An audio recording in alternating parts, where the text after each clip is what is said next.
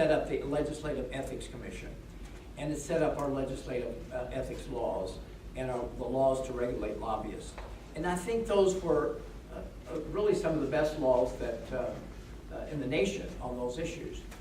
Unfortunately, they weren't strong enough, and they're still not strong enough. And we saw that in the recent complaint that I filed against the 4 legislators who were hiding their sexual harassment settlement in the House of Representatives. And I filed a complaint to the Ethics Commission so that they would investigate that and find out what was going on, because you were having 4 legislators sign a secret complaint, and these legislators settled it with one of the legislative staffers. And I thought, wait a minute, we need transparency here. This is affecting the whole workforce. When the Speaker of the House settles a sexual harassment agreement, and I think 3 of the other 3 were committee members, committee chairs, I think, weren't they? All 3 of them. So these were men of power, all white men, and they were settling this agreement. We later found out with a 20-year-old young woman. And we didn't know how much, we didn't know where the money came from or anything.